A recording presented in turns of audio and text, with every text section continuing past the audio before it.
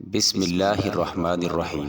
السلام علیکم ناظرین، ماہ شعبان خصوصاً 15 شعبان کے حوالے سے لوگوں میں بہت سے غلط عقائد اور اعمال پائے جاتے ہیں جن کا جاننا آپ سب کے لیے بے حد ضروری ہے، تاکہ آپ اپنے آپ کو ان غلط عقائد اور اعمال سے بچا کر حضور پاک صلی اللہ علیہ وسلم کی دی ہوئی تعلیمات کے مطابق اس مہینے کو گزار سکیں۔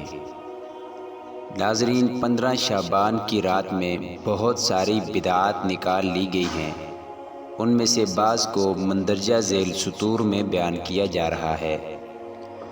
نمبر 1، 15 شعبان کو برات کی رات سمجھنا۔ اس رات کے متعلق مسلمانوں میں بعض ضعیف اور موضوع روایات کی بنیاد پر عام رجحان پایا جاتا ہے کہ یہ بخشش اور جہنم سے آزادی کی رات ہے، اس لیے بڑے اہتمام کے ساتھ جوق در جوق شب بیداری کی جاتی ہے اور ہجوم کی شکل میں قبرستانوں کی زیارت کی جاتی ہے۔ بڑے زور و شور کے ساتھ گھروں اور قبرستانوں میں چراغاں کیا جاتا ہے، جبکہ نبی صلی اللہ علیہ وسلم سے صحیح احادیث میں صرف اتنا ہے کہ اللہ تعالیٰ اس رات میں مشرک اور کینہ رکھنے والے کے علاوہ سب کو معاف کر دیتا ہے۔ چنانچہ حدیث میں ہے، حضرت ابو موسیٰ الاشعری رضی اللہ تعالی عنہ نبی صلی اللہ علیہ وسلم سے روایت کرتے ہیں کہ آپ نے فرمایا کہ اللہ تعالیٰ نصف شعبان کی رات جلوہ افروز ہوتا ہے، پس اپنی ساری مخلوق کو بخش دیتا ہے سوائے مشرک اور کینہ پرور کے۔ اس روایت میں زیادہ سے زیادہ اس رات اللہ کی عام بخشش کا ذکر ہے، جو اس میں کی جانے والی کسی خاص عبادت سے مشروط نہیں ہے، اور نہ ہی اس بنیاد پر نبی کریم صلی اللہ علیہ وسلم صحیح روایات کے مطابق کبھی بھی خصوصیت کے ساتھ رات جاگے، اور نہ ہی صحابہ رضی اللہ عنہم کو اس کی ترغیب دلائی۔ آج مسلمان اس رات میں جس کی عبادت کا ثبوت نبی صلی اللہ علیہ وسلم سے ثابت بھی نہیں، مصنوعی عبادتوں میں مشغول ہو کر ان راتوں سے غافل ہیں جن میں اللہ اپنے بندے کو آواز لگا لگا کر پکارتا ہے۔ حدیث میں ہے، حضرت ابو ہریرہ رضی اللہ تعالی عنہ سے روایت ہے، وہ کہتے ہیں کہ بے شک رسول اللہ صلی اللہ علیہ وسلم نے کہا کہ ہمارا رب آسمان دنیا پر ہر رات نزول فرماتا ہے جب آخری تہائی رات باقی رہ جاتی ہے، اور اعلان کرتا ہے کوئی مجھے پکارنے والا، میں اس کی پکار سنوں، ہے کوئی مجھ سے سوال کرنے والا، میں اس کو عطا کروں، ہے کوئی مجھ سے مغفرت طلب کرنے والا کہ میں اس کو بخش دوں۔ چنانچہ آج کل مسلمان اسی رات کی عبادت کو اپنے لیے کافی سمجھتے ہیں، حتیٰ کہ ان کو فرائض کی بھی پرواہ نہیں ہے۔ اور جہاں تک قبرستان کی زیارت کی بات ہے تو اس رات میں خصوصی زیارت پر دلالت کرنے والی روایات درجہ صحت کو نہیں پہنچتی، جبکہ آپ صلی اللہ علیہ وسلم شعبان کی راتوں کو مخصوص کیے بغیر حسب موقع قبرستان کی زیارت کو جاتے تھے، اور ہمیں بھی نبی صلی اللہ علیہ وسلم کی اتباع میں زیارت قبور کرنا چاہیے۔ حضرت عائشہ رضی اللہ تعالی عنہ بیان فرماتی ہیں کہ جب کبھی نبی صلی اللہ علیہ وسلم کی باری آپ کے پاس ہوتی تو آپ صلی اللہ علیہ وسلم رات کے آخری پہر میں جنت البقیع چلے جاتے، پس وہاں آپ دعا کہتے، السلام علیکم دار قوم مؤمنین واتاکم ما توعدون غدا مؤجلون وانا ان شاء اللہ بکم لاحقون اللہم اغفر لأہل بقیع الغرقد۔ اس حدیث سے معلوم ہو رہا ہے کہ نبی صلی اللہ علیہ وسلم کی رات میں زیارت قبور کی عام عادت تھی، اس میں شعبان کی کوئی خصوصیت نہیں ہے۔ یہاں بھی مسلمان ہر رات کی سنت نبی سے ثابت شدہ زیارت قبور اور نفع بخش دعا سے محروم ہیں، اور صرف ایک رات کی بدعات و خرافات سے لبریز اپنے خیال کے عبادت میں مست ہیں، جو سنت نبی کے خلاف ہونے کے باعث سراسر خسارے کا سبب ہے۔ نمبر 2، 15ویں شعبان کی رات کو لیلہ مبارکہ سمجھنا۔ سورہ دخان میں ہے، بے شک ہم نے اس کتاب کو مبارک رات میں نازل کیا ہے، یقیناً ہم ہی ڈرانے والے ہیں۔ اس میں ہر باحکمت امر کا فیصلہ ہماری طرف سے ہوتا ہے۔ بے شک ہم ہی بھیجنے والے ہیں آپ کے رب کی رحمت سے، یقیناً وہ سننے والا اور جاننے والا ہے۔ ان آیات سے بعض لوگوں کو دھوکہ ہوا ہے اور انہوں نے اس مبارک رات سے شعبان کی 15ویں رات سمجھ لیا ہے، جبکہ یہ سراسر قرآن مجید کے خلاف ہے۔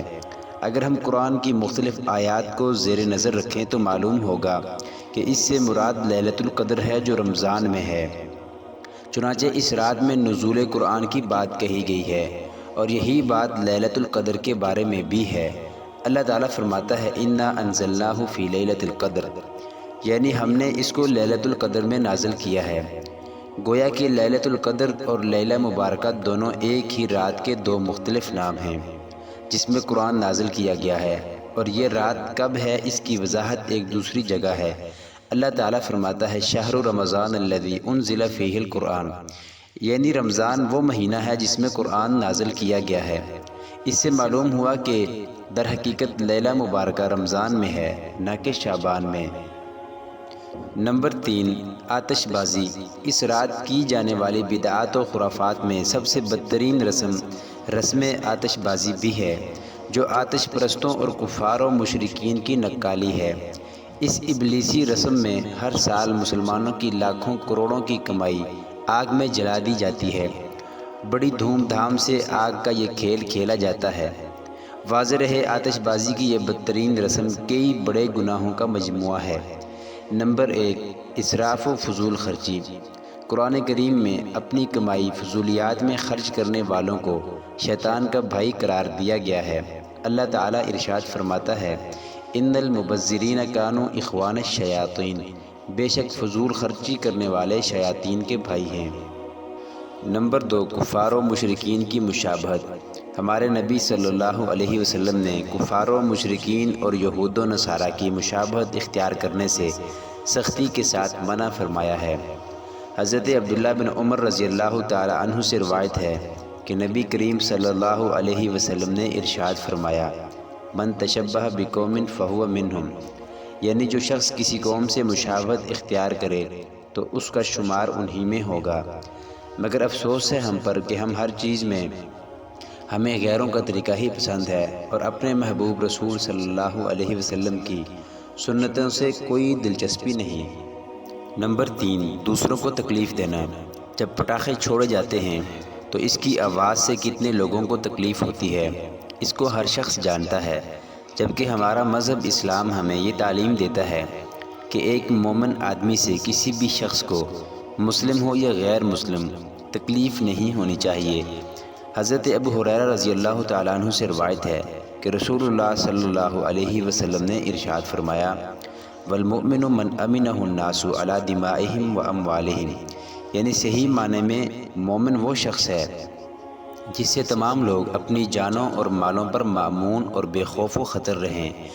گویا کہ صرف آتش بازی کی ایک رسم کئی بدترین اور بڑے گناہوں کا مجموعہ ہے جو کسی بھی طرح مسلم معاشرے میں رواج پانے کے لائق نہیں، بلکہ پہلی فرصت میں قابل ترک ہے۔ نمبر 4، چراغاں کرنا۔ 15 شعبان کے موقع پر بعض لوگ گھروں، مسجدوں اور قبرستانوں میں چراغاں کرتے ہیں۔ یہ بھی اسلامی طریقے کے خلاف ہے اور ہندوؤں کے تہوار دیوالی کی نقل اور مشابہت ہے۔ مشہور حنفی عالم بدر الدین عینی رحمہ اللہ نے لکھا ہے کہ چراغاں کی رسم کا آغاز یحییٰ بن خالد برمکی سے ہوا ہے جو اصلاً آتش پرست تھا۔ جب وہ اسلام لایا تو اپنے ساتھ یہ آگ اور چراغ کی روشنی بھی لایا جو بعد میں مسلم سوسائٹی میں داخل ہو گئی اور نوبت یہاں تک پہنچ گئی کہ اس کو مذہبی رنگ دے دیا گیا۔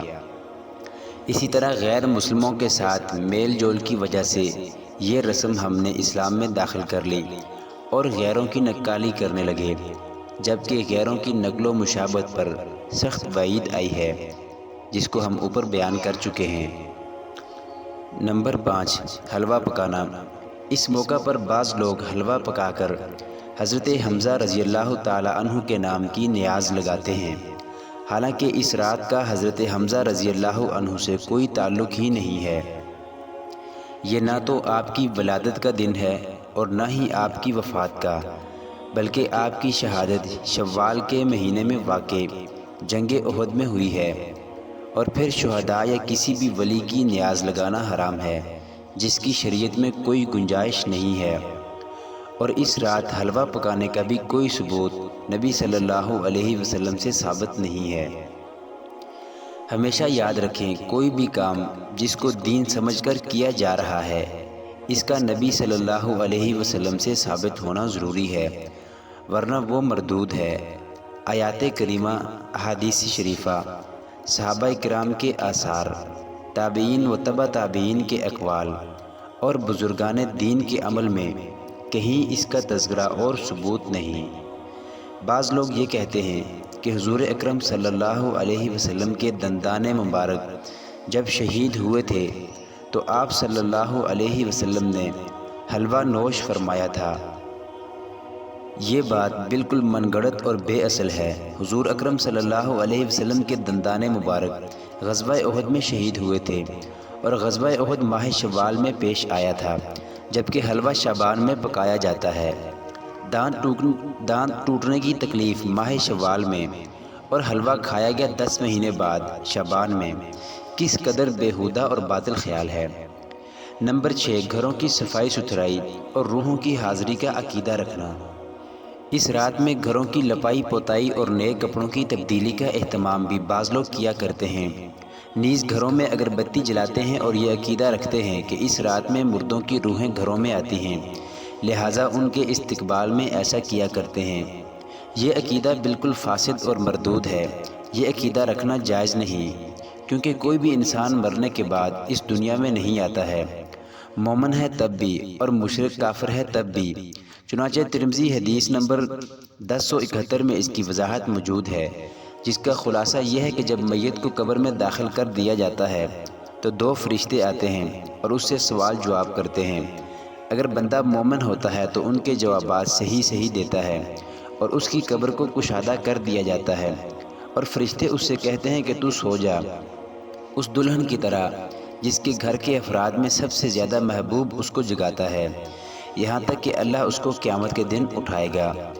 اور اگر بندہ منافق ہوتا ہے تو وہ ان کے سوالات کے جواب میں کہتا ہے، ہائے ہائے میں نہیں جانتا، اس کی قبر کو تنگ کر دیا جاتا ہے، یہاں تک کہ قیامت کے دن اللہ اس کو اٹھائے گا۔ اس سے معلوم ہوا کہ بندہ مومن ہو یا کافر و مشرک یا منافق، کسی بھی صورت میں وہ دنیا میں نہیں آتا۔ لگتا ہے یہ عقیدہ بھی ہندوؤں کے باطل عقیدے اواگبن سے مسلمانوں میں در آیا ہے۔ غرض یہ کہ اس قبیل کی تمام رسمیں خرافات اور بے اصل ہیں، جن کا دین سے کوئی تعلق نہیں، لہٰذا ان سب چیزوں سے بچنا لازم ہے۔ ہماری کامیابی نبی کریم صلی اللہ علیہ وسلم کی اتباع میں ہی پوشیدہ ہے۔ آخری بات، تاریخ اسلام کا مطالعہ کرنے والے پر یہ بات مخفی نہ ہوگی کہ 15 شعبان کی بدعات بھی رجب اور محرم کی بدعات کی طرح روافض اور شیعوں کی دی ہوئی ہیں۔ ان کے ہاں یہ رات بہت متبرک اور پاکیزہ تصور کی جاتی ہے، کیونکہ یہ ان کے امام غائب کی پیدائش کی تاریخ ہے۔ بہرحال معاملہ جو بھی ہو، ایک سچے مسلمان کو نبی کریم صلی اللہ علیہ وسلم کی اتباع میں صرف اتنی ہی بات کرنی چاہیے جتنی اس کے نبی نے کہی ہے۔ اللہ تعالی ہمیں حضور پاک صلی اللہ علیہ وسلم کی سیرت و سنت کو اپنانے کی توفیق عطا فرمائے۔ اللہ تعالی ہمیں عمل کی توفیق عطا فرمائے۔ آمین ثم آمین۔